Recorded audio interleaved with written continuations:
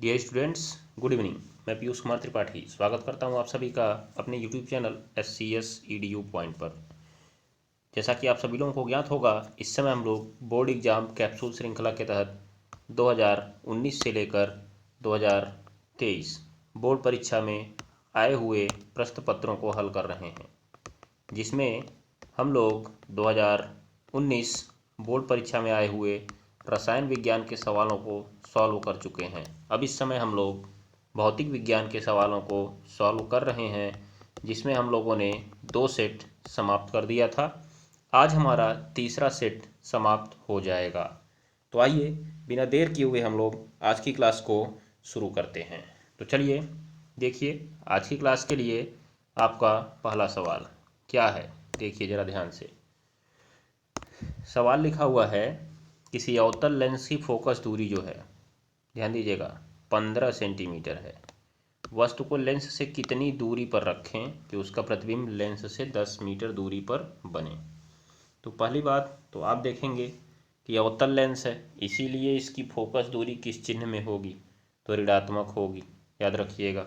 कैसे? आप इसका एक आरेख बना लीजिए, तुरंत पता लग जाएगा। मैंने कहा था आपको रटने की ज़रूरत है नहीं। आपने आरेख बनाया यहाँ पर, क्योंकि यहाँ पे इसका एक F होता है जिसे आप F2 बोलते हैं, यहाँ पे इसका दूसरा F होता है जिसे आप F1 बोलते हैं। F2 और F1 की क्या कल्पना है, इसकी चर्चा मैं कल की क्लास में आपसे करूँगा, ठीक है। क्यों उत्तल लेंस की बात करते हैं तो F1 इधर साइड में होता है, F2 इधर होता है, इसका F2 इधर है, F1 उधर है, ऐसा काहे को है, ये कल चर्चा मैं आपसे करूँगा। ये बात को ध्यान में रखिएगा। फिलहाल अभी हम लोग इस बात पर आते हैं कि यहाँ से अगर कोई किरण समांतर आती है तो अपवर्तन के पश्चात फैल जाती है, और जब उसको पीछे बढ़ा के मिलाते हैं तो वो इस पे आकर मिलती हुई प्रतीत होती है। इसका मतलब यही इसकी फोकस दूरी है। तो किस साइड में दिखी आपको? आपसे मैंने कहा था ना, आप एक्सिस बनाइए, इधर एक्स अक्ष होता है, ऊपर वाई अक्ष होता है। तो एक्स अक्ष का इधर साइड में प्लस होता है, इधर साइड में माइनस। तो देखिए बीच का हिस्सा है, बीच के इधर है तो माइनस। तो ये बीच का हिस्सा है आपका प्रकाशिक केंद्र सी, इसके इधर हो गया आपका माइनस। दिखाई दे रहा है ना। उसके बाद आपका प्रतिबिंब आपको अवतल लेंस में पता ही है, यहीं पे बनता है, क्योंकि यहाँ से एक किरण जाती है जो प्रकाशिक केंद्र से होकर जाती है, सीधे निकल जाती है, यहीं पर काटता है और यहीं पर इसका प्रतिबिंब बनता है। इतना आपको ज्ञात होगा। तो ये आपका प्रतिबिंब बनता है, तो प्रतिबिंब भी इधर साइड में ही बना, इसका मतलब ये भी माइनस रहेगा। वस्तु आपने यहीं तो रखना है, इधर साइड में ही तो वस्तु रखेंगे, इसका मतलब वस्तु की दूरी भी इसकी माइनस में होने वाली है। तो अवतल लेंस के लिए फोकस दूरी भी माइनस, वस्तु की दूरी भी माइनस, और प्रतिबिंब की दूरी भी माइनस। और प्लस कौन कौन होगा, देखिए, क्योंकि वाई अक्ष के ऊपर की ओर प्लस होता है, नीचे की ओर माइनस होता है, इसीलिए जब आप वस्तु को बात करेंगे तो देखिए ये ऊपर की ओर है ना, तो ये इसका मतलब प्लस है। प्रतिबिंब भी ऊपर ही बना है, इसका मतलब ये भी प्लस है, याद रखिएगा। तो इसमें वस्तु की लंबाई और प्रतिबिंब की लंबाई दोनों ही सिंबल प्लस में लिया जाता है। तो ये मैंने आपको बता दिया है, पिछली क्लास में भी मैंने आपको बता दिया था, एक बार मैंने फिर आपको बता दिया। जो इसकी फोकस दूरी होगी माइनस होगी, जो आपने यू रखा होगा वो भी माइनस होगा, जो आपने वी रखा वो भी माइनस होगा। चूँकि आपने जो ऑब्जेक्ट रखा है वो ऊपर की ओर रखा है, इसलिए प्लस रहेगा। और उसके बाद जो आपका आई है, इमेज, ध्यान दीजिएगा, वो भी आपका ऊपर ही बन रहा है, इसलिए वो भी प्लस रहेगा। अगर इमेज उल्टा बनता, नीचे की ओर बना होता, तो उस चिन्ह को हम माइनस लेते। ऑब्जेक्ट तो हमेशा आपका प्लस ही रहेगा, क्योंकि आप उसे ऊपर ही रखेंगे, ठीक है। ये बात को आप गांठ बांध लीजिएगा। चलिए, तो अब जरा देखिए, ये बात आपको अगर समझ में आ गई हो तो हम लोग चलें अपने सवाल पर। आइए जरा सवाल को देखा जाए, क्या होने वाला है सवाल। देखिए लिखा हुआ है 15 सेंटीमीटर है इसकी फोकस दूरी। तो आप यहाँ पे बात लिखेंगे फोकस दूरी, फोकस दूरी F बराबर कितना बताइएगा, -15 सेमी। क्यों? क्योंकि अभी मैंने बताया सब कुछ इसका माइनस होता है। फिर आप देखेंगे इधर कि जो वस्तु की दूरी है U बराबर, वो भी माइनस में ही होगी, लेकिन मालूम नहीं हमको, उत्तर इसका माइनस में ही आएगा, आप देख लीजिएगा अभी। फिर हम रखते हैं प्रतिबिंब की दूरी,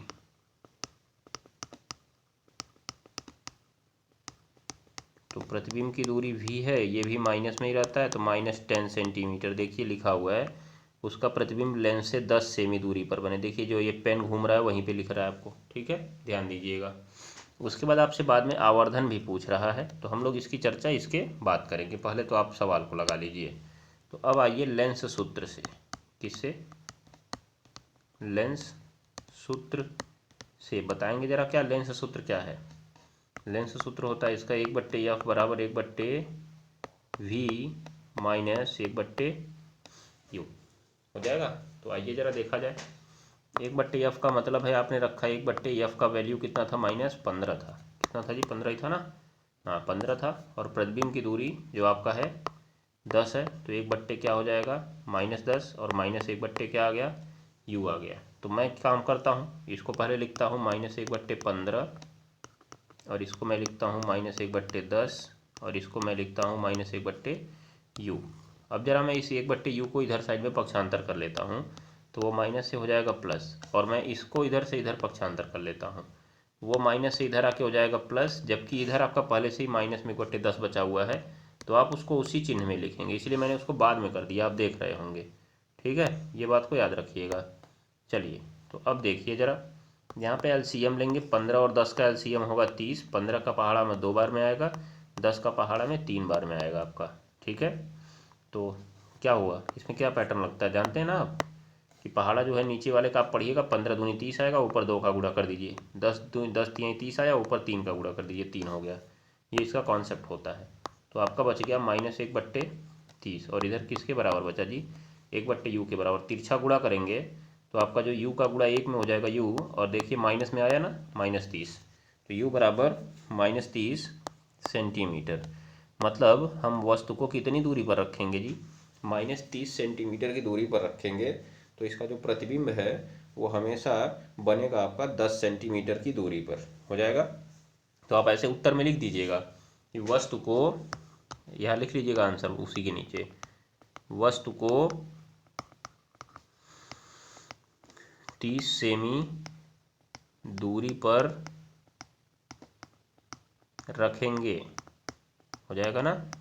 ये बात को आप ध्यान में रखिएगा, वस्तु को कितनी सेंटीमीटर दूरी पर रखेंगे, 30 सेंटीमीटर दूरी पर रखेंगे। चलिए अब आ जाइए, इसका आवर्धन पूछ रहा है,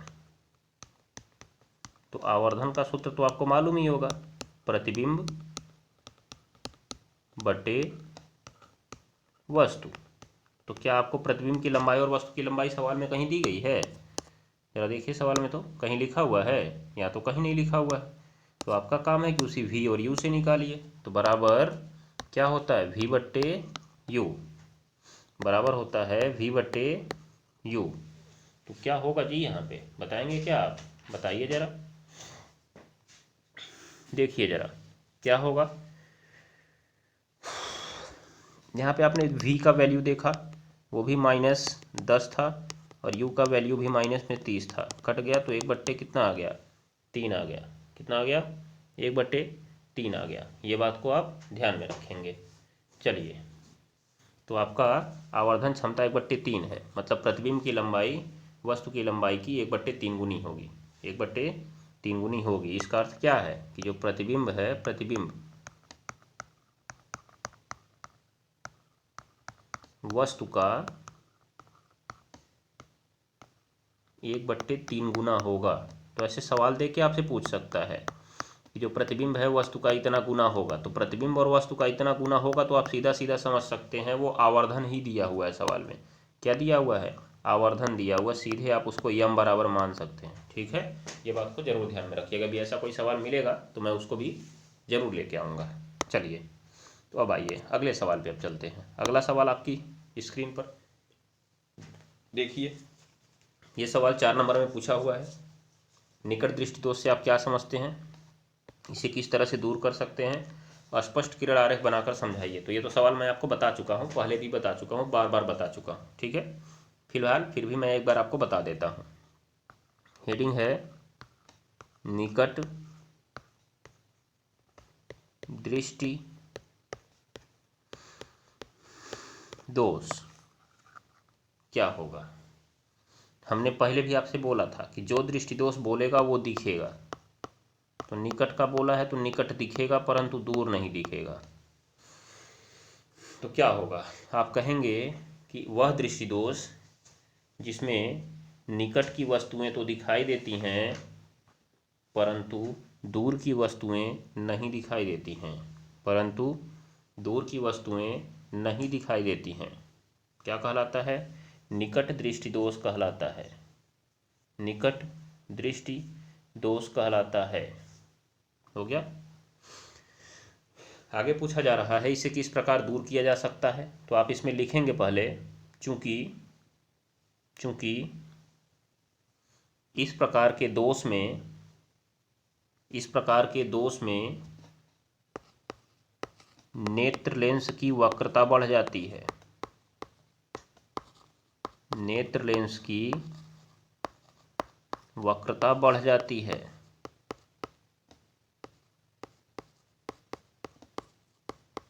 जिससे फोकस दूरी कम हो जाती है, जिससे फोकस दूरी कम हो जाती है, याद रखिएगा। अब अगर फोकस दूरी कम हो जाएगी तो क्या होगा बताइए आप, फोकस दूरी कम हो जाती है और प्रतिबिंब रेटिना से पहले ही बन जाता है, और प्रतिबिंब रेटिना से पहले ही बन जाता है, इसलिए वस्तु स्पष्ट नहीं दिखती है, इसलिए वस्तु स्पष्ट नहीं दिखती है। हो जाएगा। तो आगे लिख लीजिएगा काली पेन से, अपने आंसर में भी पेपर में भी काली पेन का यूज किया करिए, जिससे एग्जामिनर को लगे हाँ आपको चीज़ें मालूम हैं, याद रखिएगा। तो लिखेंगे आप, इस दोष को दूर करने के लिए, इस दोष को दूर करने के लिए, हो गया, उचित फोकस दूरी का अवतल लेंस लगे चश्मे का प्रयोग करते हैं, उचित फोकस दूरी का अवतल लेंस लगे चश्मे का प्रयोग करते हैं, क्योंकि यह अपवर्तन के पश्चात किरणों को थोड़ा फैला देता है, किरणों को थोड़ा फैला देता है, जिससे जिससे जिससे किरणें पुनः रेटिना पर फोकस हो जाती हैं और वस्तु दिखने लगती है, वस्तु दिखने लगती है। तो आपको आरेख बनाना है तो कुछ ऐसे बनाना पड़ेगा। देखिए आपकी आँख है, यहाँ पे आपका ये नेत्र लेंस है, जो कि आपका नेत्र लेंस कैसा होता है जी, उत्तल लेंस का जैसा होता है, ये आपको मालूम ही होगा। तो पहले आपको मैं ये स्ट्रक्चर बना के दिखाता हूँ कि जब आपको वस्तु सही नहीं दिख रही थी, ठीक है, तो हुआ क्या था। देखिए अनंत से किरणें आ रही थी, अनंत से ये किरणें, यहाँ चूंकि अवतल लेंस, ये उत्तल लेंस है, तो उत्तल लेंस आपको मालूम ही है कि समांतर आने वाली किरणों को मुख्य फोकस पर मोड़ देता है, अभिसारी लेंस इसी को आप कहते हैं। तो इसने एक मोड़ दिया, देखिए यहीं कहीं पर बन गया, याद रखिएगा, ये रेटिना से पहले बन गया, क्योंकि आपका ये हिस्सा रेटिना है, ये हिस्सा, तो ये रेटिना है, तो प्रतिबिंब आपका रेटिना से पहले बन गया, रेटिना से पहले बन गया, याद रखिएगा। इसमें ये दूर से किरण आ रही थी, दूर दूर आप कह सकते हैं अनंत से आ रही थी, क्योंकि मालूम थोड़ी ना कहाँ से आ रही थी, तो अनंत से किरण आ रही थी, उसका प्रतिबिंब रेटिना के पहले बन गया, जिससे क्या हुआ, उसे वस्तु दिखी नहीं, ठीक है। तो अब हमने इसका निवारण करने का सोचा, देखिएगा आप ध्यान से। तो जब हमने इसका निवारण करने का सोचा तो हमने उसके चश्मे में एक उचित फोकस दूरी का लगा दिया अवतल लेंस। तो देखिए जरा कैसे, देखिए पुनः हम इसकी आँख को बनाते हैं,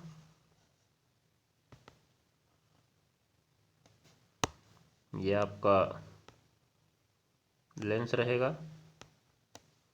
अब उसके बाद क्या हुआ, देखिए जैसे ही आपने यहाँ पे लगाया बाहर एक अवतल लेंस, बाहर आपने एक अवतल लेंस लगा दिया, उस अवतल लेंस ने क्या किया जरा आप देखिएगा, उस अवतल लेंस ने दूर से आती हुई किरणों को, दूर से आती हुई किरणों को थोड़ा सा फैला दिया। अब जरा इस आँख के चित्र को आप ऐसे बनाइए, पहले यहाँ से इसको कट कर दीजिएगा, ठीक है।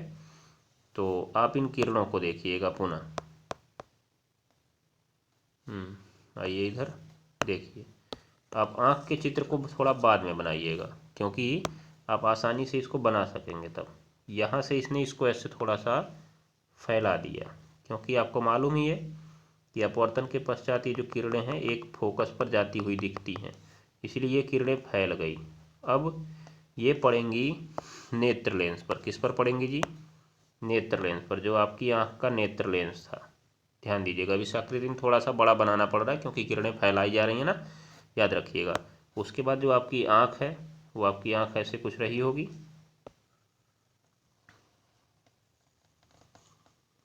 देखिए आँख का जो रेटिना रहा होगा ये रहा होगा, ये रेटिना रहेगा। तो जो पिछली बार देखिए रेटिना से पहले ही गिर गया था, वो अब यहाँ आने के बाद फिर से मुड़ेगा, ध्यान दीजिएगा, फिर से मुड़ेगा और अब जाएगा इस रेटिना पर ही केंद्रित होगा, याद रखिएगा। अब देखिए रेटिना पर प्रतिबिंब बनाना, तो आप इसी आरेख को अपने पेपर में बनाएंगे, याद रखिएगा। यहाँ पे हमने लगाया था कौन सा लेंस? अवतल लेंस। ध्यान दीजिए, तो अवतल लेंस ने क्या किया? किरणों को फैला दिया, जिससे किरणें पुनः जाकर किस पर केंद्रित हो गई? रेटिना पर केंद्रित हो गई और फिर से हमें वस्तु दिखने लगी। हो जाएगा। तो ये हो गया निकट दृष्टि दोष और उसका निवारण तथा उसका किरण आरेख। तो दोनों चित्र आप बना सकते हैं। पहले आप लिखिएगा कि ये दोष का है, निकट दृष्टि दोष का, और उसके बाद इधर साइड में आप लिख दीजिएगा निवारण का, जिससे एग्जामिनर को लगेगा कि हाँ आप इसके बारे में पूरा जानते हैं। ठीक है, चलिए अब हम चलते हैं अगले सवाल पे। अगला सवाल बहुत ही शानदार, जानदार और दंदनाता हुआ सवाल आपकी स्क्रीन पर देखिए। बताएंगे आप लोग क्या होगा इस सवाल में। सवाल में लिखा हुआ है कि एक तार जो है यह लंबाई का है, एक तार जो है एल लंबाई का है। उसके बाद क्या किया गया है? ए अनुप्रस्थ परिच्छेद है उसका, यह लंबाई है उसकी, उसका प्रतिरोध 4 ओम है। इसी पदार्थ की बात हो रही है। एक अन्य तार लिया गया, उसका प्रतिरोध पूछा जा रहा है, उसकी लंबाई L/2 है, अनुप्रस्थ परिच्छेद का क्षेत्रफल क्या है? तो सबसे पहले तो मैं आपको एक बात लिख के बता देता हूँ, चूंकि तार एक ही है इसलिए क्या समान होगा जी? इसका विशिष्ट प्रतिरोध समान होगा। विशिष्ट प्रतिरोध को किससे प्रदर्शित करते हैं जी? रो से प्रदर्शित करते हैं ना, रो। इसको आप रो बनाएंगे, कैसे बनता है? ये यस बनाइए, इधर गोला कर दीजिए। ठीक है, ध्यान में रखिएगा इस बात को। चलिए, तो विशिष्ट प्रतिरोध रो क्या होगा? समान होगा, समान होगा। ये बात को ध्यान में रखिएगा। अब बताइए जरा, सवाल में कितनी स्थितियां आपको दिख रही हैं? जल्दी बोलिए। 2 स्थितियां। कैसे? एक बार उसकी लंबाई L है, अनुप्रस्थ परिच्छेद क्षेत्रफल A है। दूसरी बार लंबाई L/2 है और अनुप्रस्थ परिच्छेद क्षेत्रफल 2A है। ठीक है, ये बात को आप ध्यान में रखिएगा। तो चलिए जरा 2 स्थितियां बनाते हैं। पहली स्थिति में प्रतिरोध 4 ओम है, दूसरी स्थिति में प्रतिरोध आपसे पूछ रहा है। तो आइए, मैंने कहा कि आप तुरंत 2 कॉलम बना लीजिए और इधर लिखिए पहली स्थिति। ठीक है, पहली स्थिति में तार की लंबाई L बराबर जो लिखा है, क्या लिखा है? वो L ही लिखा हुआ है। तार की लंबाई L बराबर L। ठीक है, कुछ लिखा है क्या? सेंटीमीटर कुछ नहीं लिखा है, L ही रहने दीजिए। फिर जो आपका क्षेत्रफल है, कौन सा क्षेत्रफल है? अनुप्रस्थ क्षेत्रफल है। कौन सा क्षेत्रफल है जी? अनुप्रस्थ क्षेत्रफल जो है वो क्या है आपका? अनुप्रस्थ क्षेत्रफल A बराबर, वो भी A ही दिया है, परंतु जो प्रतिरोध है, प्रतिरोध वो आपका 4 ओम दिया है, R बराबर। ठीक है, दूसरी स्थिति का भी लिख लीजिए। दूसरी स्थिति क्या लिखा है? दूसरी स्थिति में तार वही है, उसका लंबाई लेकिन L/2 हो चुकी है और आपका क्षेत्रफल जो है 2A हो चुका है। तो दूसरी स्थिति में लंबाई L बराबर आपका 2L कर दिया और जो परिच्छेद क्षेत्रफल है अर्थात अनुप्रस्थ क्षेत्रफल को आप ये तार की मोटाई कह सकते हैं। याद रखिएगा, तार ऐसे दिखता है ना आपको, मान लीजिए ये तार ऐसे दिख रहा है इस तरह से, ऐसे ये तार का ये वाला हिस्सा दिख रहा है ना कितना मोटा है, यही है अनुप्रस्थ परिच्छेद क्षेत्रफल। याद रखिएगा, नहीं पूरे तार का क्षेत्रफल निकालने लगी, ऐसा कुछ नहीं होता है। चलिए तो आगे बढ़िए। देखिए अब देखिए क्षेत्रफल जो है ए बराबर वो हो चुका है आपका 2a। मैं अगर गलत हूँ तो मैंने यहाँ पे मान गलत रख दिया है, यहाँ पे L/2 हो गया था तार की लंबाई, हो जाएगा। अब आइए जरा, तो इसका आपसे प्रतिरोध R बराबर पूछ रहा है, क्वेश्चन मार्क। जब भी दो स्थितियाँ दे तो सवाल ऐसे आधा आधा बांट के लगा दिया करिए, पेपर में भी ऐसा कर सकते हैं आप। तो अब आइए, अब हम लोग जरा अपना फार्मूला यूज कर लेते हैं। फार्मूला आप चूँकि इस R बराबर रो इंटू L/A जानते हैं, यही तो आपने रिलेशन निकाला था।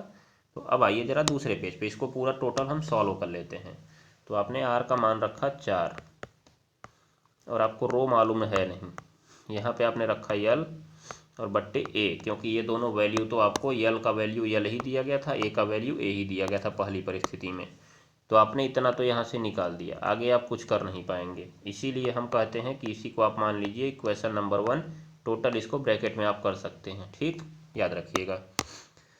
दूसरी बार अब आप फॉर्मूला लिखिए यहाँ पे फिर से, चूँकि R बराबर रो इंटू L/A। अब देखिए वैल्यू बदल चुकी है, जहाँ L रहेगा आपका वहाँ L/2 रखेंगे, जहाँ A रहेगा वहाँ 2A रखेंगे। तो आइए ज़रा दूसरी साइड में, R इज इक्वल क्या आएगा, रो इंटू L की जगह क्या बताएंगे आप, L की जगह आपको रखना है L/2 और नीचे A की जगह आपको रखना है 2A। तो नीचे वाली भिन्न आपकी अकेली है ना, ये मत सोचिएगा कि नीचे वाला एकदम ऊपर चला जाएगा, ऐसा कुछ नहीं होने वाला है, याद रखिएगा। सबसे पहले आप देखिए भिन्न कौन सी अकेली है, आप देखिए भिन्न कौन सी अकेली है बताइएगा। नीचे वाली भिन्न आपकी अकेली है, इसलिए उसके बट्टे आप 1 करिएगा, ठीक है। अब जाता है सबसे नीचे वाला सबसे ऊपर और ये वाला यहाँ पर, तो आपका हो गया रो इंटू L की गुणा में चला जाएगा 1 और नीचे 2 का गुणा में चला जाएगा 2A। तो टोटल आपका बन गया रो इंटू L/4A। ये 4 क्या कर रहा है, अगर यहाँ से आपको मिलान करना है तो इसको हटाना पड़ेगा। तो आप जरा आ जाइएगा इधर साइड में ही कि R is equal rho into, मैं इसको ऐसे कर दूँ 1/4 इंटू L/A, तो क्यों ना छोड़ दिया जाए उसको। तो रो इंटू L/A को एक साथ करके और यहाँ पे 1/4 को अलग कर दें। समीकरण 1 से मान रख दीजिए आप लोग। समीकरण 1 से आपने देखा रो इंटू L/A का पूरा मान कितना दिख रहा है आपको, यहाँ पे, यहाँ देखिए 4 ओम दिख रहा है ना, कैसे, देखिए ज़रा यहाँ पे, ये रो इंटू L/A का पूरा वैल्यू किसके बराबर दिख रहा है, 4 के बराबर दिख रहा है। तो आप उसकी जगह रख दीजिए अब 4, क्या रख दीजिए, 4 रख दीजिए। तो टोटल जब आपने यहाँ पे रख दिया 4, तो ये हो गया 4 गुणा 1/4 और ये हो गया बेकार, 4 से 4 कट गया, 4 से 4 कटते ही आपका केवल बचा 1 ओम। इसका मतलब अगर आपने तार की लंबाई को आधा कर दिया और अनुप्रस्थ परिच्छेद क्षेत्रफल को दोगुना कर दिया तो प्रतिरोध हो जाएगा 1 ओम, मतलब प्रतिरोध घट जाएगा, प्रतिरोध घट जाएगा। आप इस बात को याद कर लीजिएगा। तो इस टाइप से सवाल आपसे पूछे जा सकते हैं। ये भी पूछा जाता है कितने गुना हो जाएगा, तो आप इस 4 की जगह वही प्रतिरोध को रखेंगे। मान लीजिए कि यही आपको नहीं मालूम रहा होता, ये आपको जो 4 दिया है यही आपको नहीं मालूम रहा होता, तो आप यहाँ पे R ही रखते, तो इस वाले को आप R डैश रख कर चलते, याद रखिएगा। और जैसे ही आप R डैश रख कर चलते तो यहाँ पर पीछे आपको मिलता, ये इधर R डैश मिलता और यहाँ पर आपको R मिलता जो आपने वैल्यू रखी है। तो जो आपको R डैश मिलता वो R का बट्टे 4 मिलता। तो R जो था हमारा पहले प्रतिरोध था, पहले प्रतिरोध था, तो पहले प्रतिरोध का कितना भाग हो जाता, चौथा भाग, या कह सकते हैं पहले प्रतिरोध का 1/4 गुना हो जाता, ठीक है। तो इस तरह से आपकी जो कंडीशन थी वो बदल सकती थी, ये बात को आप ध्यान में रख लीजिएगा। तो ये बात मैंने आपको बता दी कि अगर रिलेशन पूछेगा तो भी आप इन चीज़ों को लगा सकते हैं, ठीक है, ये बात को ज़रूर ध्यान में रखिएगा। चलिए तो यहाँ पे आप अपना सवाल लगा लेंगे। अब चलते हैं हम लोग अगले सवाल पे। आशा करता हूँ आपको ये सवाल एकदम अच्छे से बढ़िया से दंदनाता हुआ समझ में आ गया होगा, और अगर दंदनाता हुआ नहीं समझ में आया होगा तो एकदम इसको भनभनाता हुआ समझ लीजिएगा, और नहीं तब भी नहीं समझ में आया होगा तो कमेंट बॉक्स में दंदनाता हुआ कमेंट कर दीजिएगा। उसके बाद मैं आपको अगली क्लास में फिर समझाऊँगा, याद रखिएगा। चलिए हम आते हैं इस सवाल पे।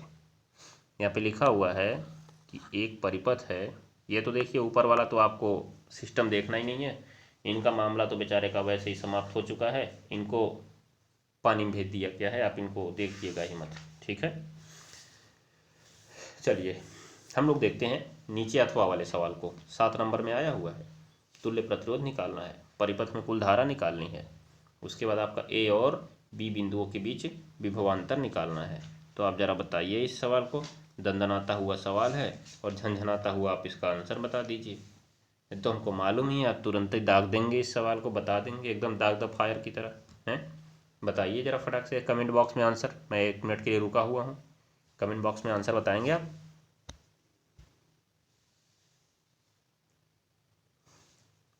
तो चलिए लगा लिया क्या आपने? आइए कमेंट बॉक्स में आप आंसर करिए, मैं इस सवाल को बताना शुरू करता हूँ। तो हम लोग ज़रा इस चित्र को एक बार पुनः बनाते हैं। कैसे बनाते हैं आप देखिएगा। ये आपकी बैटरी हो गई, छोटा हिस्सा कुछ इस तरह से ये जुड़ा है और यहाँ से ये ऐसे चला हुआ है आपका परिपथ। मैं इसको थोड़ा अलग तरीके से करता हूँ।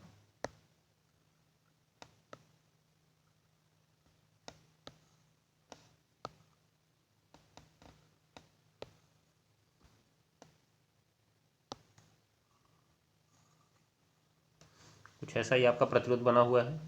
यहाँ पे जो आपकी बैटरी है, टोटल बैटरी आपकी 2 वोल्ट की है, आपको ज्ञात ही होना चाहिए। उसके बाद जो 2 प्रतिरोध हैं वो 2-2 ओम के हैं और एक 4 ओम का है जो अकेला वाला है, तो अकेला वाला 4 ओम का है और ये लोग 2 ओम के हैं।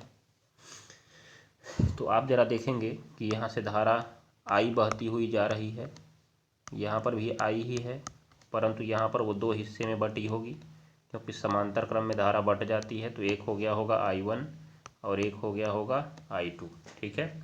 यहाँ से निकलने के बाद वो फिर से क्या हो गई होगी I, फिर से क्या हो गई होगी I, ये बात को ध्यान में रखिएगा।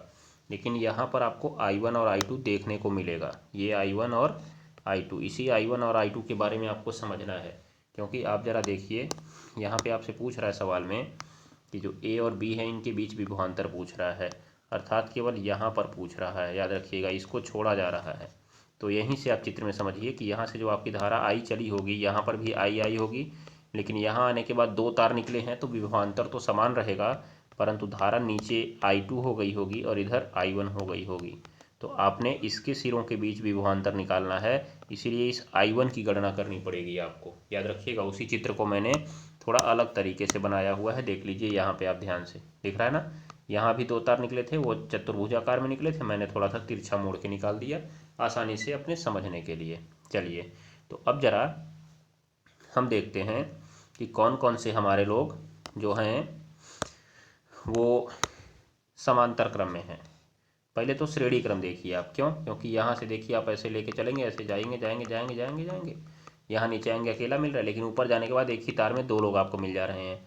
एक ही तार में 2 लोग मिले मतलब दोनों श्रेणी क्रम में हैं। तो मैं एक काम करता हूँ, मैं इसको R1 लिख देता हूँ, R1, इसको R2 लिख देता हूँ और इस वाले को R3 लिख देता हूँ। तो अब यहाँ पे मैं लिखता हूँ कि R1 व R2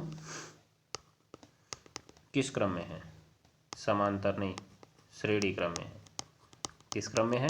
श्रेणी क्रम में है, हो जाएगा, याद रखिएगा आप लोग। तो इसलिए उसका तुल्य प्रतिरोध जो है 1/, मैं R' मानता हूँ, तो तुल्य प्रतिरोध R' मानने के बाद क्या हो जाएगा, 1/R1 प्लस 1/R2, तो वो भी 1/2 था। उल्टा कर रहे हैं क्या? गलत बोल रहे हैं आप लोग हैं? देखिए ज़रा क्या हो रहा है यहाँ पे, श्रेणी क्रम निकाल रहे हैं ना पहले, तो R' बराबर सीधे लिखेंगे आप R1 प्लस R2, तो 2 प्लस 2, तो जो R' है वो आपको मिल गया 4 ओम। अब आप चाहें तो परिपथ को एक बार फिर से बना सकते हैं।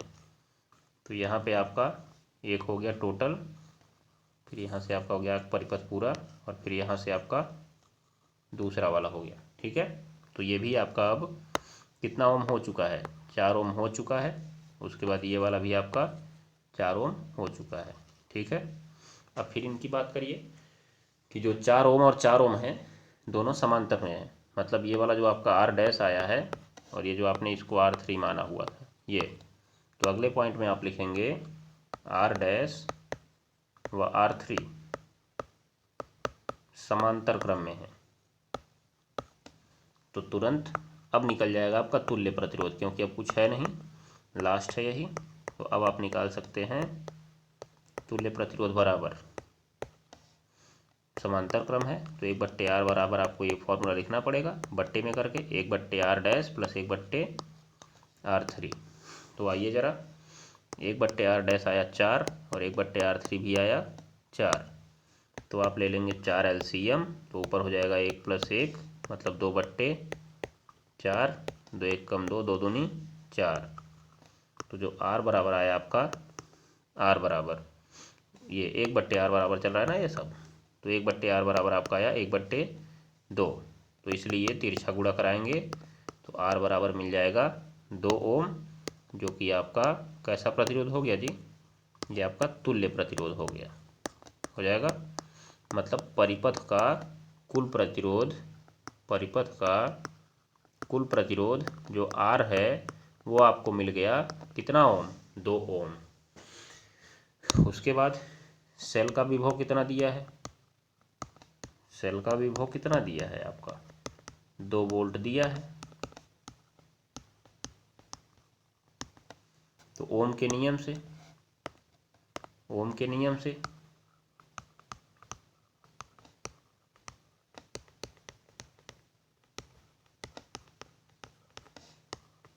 V बराबर I × R।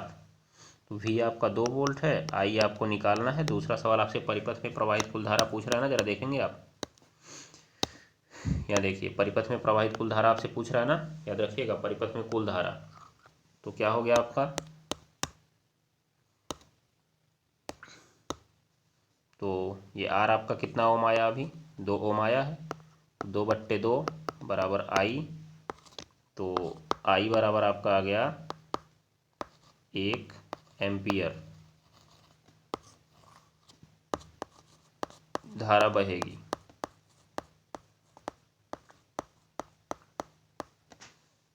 हो गया। चलिए जब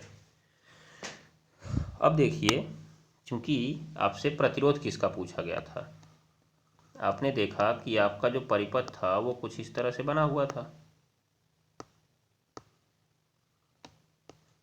ऐसे जो 2 हिस्से में बंटा हुआ था। मैं एक काम करता हूँ, उन दोनों को एक साथ कर लेता हूँ क्योंकि वो श्रेणी क्रम में थे।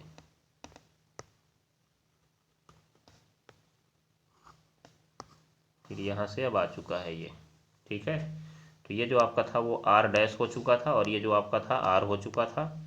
यहाँ पे आपका A था और यहाँ पे आपका B था। तो A और B के बीच विभवांतर निकालना है। तो सबसे पहले आप पता करेंगे कि AB वायर में कितनी धारा बहेगी। तो मैंने देखा कि ये जो हमारा सेल था वो 2 वोल्ट का था और जब यहाँ से धारा निकली थी और आगे बढ़ी हुई थी तो आपने देखा कि ये धारा आई थी, यहाँ भी धारा आई थी, परंतु यहाँ से 2 तार हुए धारा बंट जाएगी। नीचे वाले में मान लीजिए I1 जाएगी और ऊपर वाले में I2 जाएगी। इसका मतलब आप बताएंगे कि जो हमारा A और B के बीच विभवांतर है उसमें जो विभवांतर होगा वो इस I धारा के कारण होगा कि इस I1 धारा के कारण होगा। बताइए कमेंट बॉक्स में आंसर तुरंत। तो मैं बता दूं आपको I1 धारा के कारण होगा, इसलिए अब आप I1 निकालेंगे। क्या निकालेंगे जी, I1 निकालेंगे, ठीक है। तो चलिए देखिए ध्यान से, चूंकि धारा I 2 भाग I1 व I2 में बंट रही है, I1 व I2 में बंट रही है, याद रखिएगा। तो क्या करेंगे आप, तुरंत लिख लीजिएगा I बराबर I1 + I2, I बराबर I1 + I2, इक्वेशन नंबर 1 हो जाएगा। अब उसके बाद देखिए ज़रा कैसे हुआ इसमें आप देखेंगे कि जो दोनों हिस्सा बना है यहाँ से गया इधर की साइड में, ये आया नीचे की साइड में, फिर यहाँ से आया नीचे की साइड में, ठीक है ये चीज़। तो ये तो आपका हो गया। चूँकि आप बात करेंगे इस समांतर क्रम है तो विभवांतर तो समान रहेगा, तो ऊपर गया है I2 और नीचे आपका आया है I1। इसका भी प्रतिरोध आया था 4 ओम, इसका भी प्रतिरोध जोड़ने के बाद आया था 4 ओम। तो दोनों का विभवांतर क्या होगा? समान होगा। विभवांतर समान होगा। विभवांतर V बराबर क्या सूत्र होता है जी? I इंटू R, याद रखिएगा, समान होगा। तो दोनों का I इंटू R निकाल के बराबर कर दीजिए, तुरंत डायरेक्ट निकालेंगे हम लोग। नीचे वाले तार का देखिए I की जगह I1 था और उसके बाद गुणे कितना था? 4, और इसका I2 था, उसके गुणे कितना था? 4। दोनों हो गया बराबर, क्योंकि V बराबर फॉर्मूला है आपका I इंटू R, आप यहाँ पे देख ही रहे हैं। हमने किया, धारा देखिए I हो गई, प्रतिरोध 4 हो गया, धारा I2 हो गई, प्रतिरोध 4 हो गया। तो आपने देखा कि दोनों गुणा में है ना, तो यहाँ पे आप क्या कर सकते हैं? आप लिख सकते हैं I1 बराबर आपका था I2 गुणे 4 और बट्टे में भेज दीजिए 4 को, तो 4 से 4 आपका कट जाएगा, 4 से 4, तो आपका बचेगा I1 बराबर I2। बात कर लीजिए समीकरण 1 से। समीकरण 1 था आपका I बराबर I1 प्लस I2। तो क्या करेंगे आप इसमें? I1 1 एम्पियर बह रहा था और I1 I2 बराबर है, तो उसको भी आप I1 ही रख दीजिए, क्योंकि आपको I1 की ज़रूरत है। तो 1 बराबर 2I1 हो गया। इसका मतलब I1 बराबर आपका मिल गया, I1 बराबर, इसको आप चाहिए तो समीकरण नंबर 2 भी मान सकते हैं, कोई गलती नहीं है। I1 बराबर आपको मिल गया 1/2 एम्पियर। तो अगर आपसे सवाल में I2 पूछता, I2, तो आप इसी I1 का मान यहाँ समीकरण 2 में रख देते, I2 भी पता लग जाता। वैसे तो मालूम हो गया दोनों बराबर ही, ठीक है, ये बात को ध्यान में रखिएगा। अब इसके बाद देखिए, मैंने इस सवाल को बताया क्यों, जबकि आप सोच रहे होंगे मन में कि पगला गया है क्या है, दोनों में कई बराबर है तो ऐसे डायरेक्ट नहीं लिख दे रहा कि दोनों धारा बराबर जाएगी। हाँ तो वो ठीक है ना, लेकिन मान लीजिए कि यहाँ पे अगर 4 ओम है और यहाँ पे कहीं 5 ओम आ गया होता, तब क्या करते आप? तब तो यहाँ पे I गुणे 4 होता और यहाँ पे I गुणे 5 होता, तो क्या कटता? वो नहीं कटता। इसीलिए मैं इस फॉर्मूले को लेकर आपको बता रहा हूँ। और ये कैसे दोनों बराबर हुए? क्योंकि समांतर क्रम में विभवांतर समान होता है, याद रख लीजिएगा आप। तो चलिए, तो अब आगे देखिए, आपको मिल गया I1। अब आपने देखा A से B के बीच आपको विभवांतर पूछ रहा था ना, किसके बीच विभवांतर पूछ रहा था? A से B के बीच। तो A से B के बीच जब आप बात करेंगे, तो A से B तो ये कैटेगरी है ना, ये वाली कैटेगरी, ये वाली, तो अब हमको इसकी बात करनी है। तो अब आ जाएंगे A से B के लिए। A से B के लिए कौन कौन क्या है बताएंगे क्या आप? A से B के लिए, A से B के लिए जो धारा है वो आपकी I1 है। क्या है? I1। उसके बाद कितना एम्पियर हो चुकी है? 1/2 एम्पियर हो चुकी है। और जो A से B के बीच प्रतिरोध है वो आपका कितना है? प्रतिरोध R बराबर कितना ओम है? आपका प्रतिरोध R है 4 ओम। कितना ओम? 4 ओम। ये बात को आप ध्यान में रख लीजिएगा। अब उसके बाद देखिए आप, ये तो आपने देख लिया यहाँ पर। अब हम बात करते हैं इसका विभवांतर, इसलिए ओम के नियम से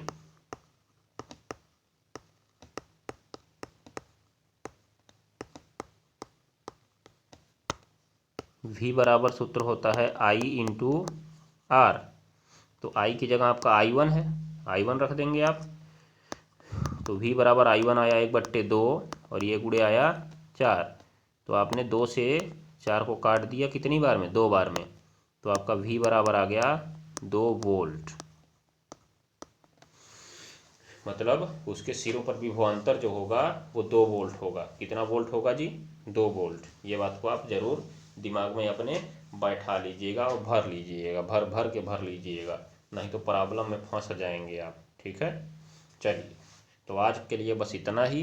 अब हम लोग मिलेंगे कल की क्लास में। टाटा, गुड बाय, नमस्कार, ठीक है। आशा करता हूँ कि आपको ये क्लास बहुत बढ़िया लगी होगी। अगर बहुत बढ़िया लगी होगी तो एक बार कमेंट बॉक्स में थम्स अप कर दिया करिए, ठीक है। चलिए, अब एक बार इस सवाल को आप फिर से अपना देख लीजिएगा, मैंने क्या कहा इसमें सवाल में आपको। सबसे पहले तो आपको तुल्य प्रतिरोध निकालना था, तो आपने पहले एक तार खोजा। कैसे गया आपका एक तार? आपने देखा यहाँ से बैटरी लेकर चले आप, ऐसे यहाँ से घूमता गया, ये देखिए आप कैसे गया। तो यहाँ पे 2 लोग मिल गए एक ही तार में, इसलिए श्रेणी क्रम हो गया। यहाँ से दूसरा आया, तो बाद में जब आपने इसको बनाया तो देखिए 2 लोग हो गए। अब एक ऊपर 4 हो गया, एक नीचे 4 हो गया, दोनों समांतर क्रम हो गए। तो आपने इसका निकाल दिया, तुल्य प्रतिरोध निकल गया। तुल्य प्रतिरोध आपका कुल कितना आ गया जी? तुल्य प्रतिरोध आपका आ गया 2 ओम। ठीक है, फिर तुरंत आपने परिपथ में प्रवाहित कुल धारा निकाल दी। तो परिपथ में टोटल 1 एम्पियर की धारा बही थी, परंतु आप जानते हैं कि जैसे ही समांतर क्रम की बात होती है धाराएं बंट जाती हैं, एक I1 और एक I2, परंतु इनका योग उसी I के बराबर होता है। परंतु इनका योग उसी I के बराबर होता है जो यहाँ पे आपको दिख रहा है। तो आपने उसके बाद देखा कि चूंकि एक धारा ऊपर I1 जा रही थी, एक धारा नीचे I2 जा रही थी, परंतु आप जानते हैं कि समांतर क्रम में विभवांतर समान रहता है, तो आपने लगाया V बराबर I इंटू आर और दोनों को कर दिया बराबर। ठीक है, यहाँ से आपको मिल गया I1 और I2 में रिलेशन। आपने इसको उठाया समीकरण 1 में पटक दिया, I1 की वैल्यू मिल गई। I1 की वैल्यू मिलने के बाद आपने उसमें A से B के बीच में विभवांतर निकाल दिया, वही आपका हो गया आंसर। बस, तो अब हम मिलेंगे कल की क्लास में। और आज का अपना होमवर्क तो लेते जाइए।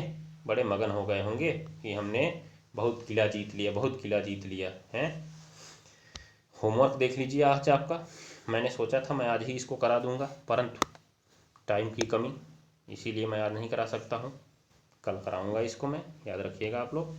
ये देखिए, प्रतिरोधक के सिरों पर विभवांतर और धारा ज्ञात करनी है। ये बहुत इंपॉर्टेंट सवाल और आसान सवाल है, आपको लगवाया भी गया है।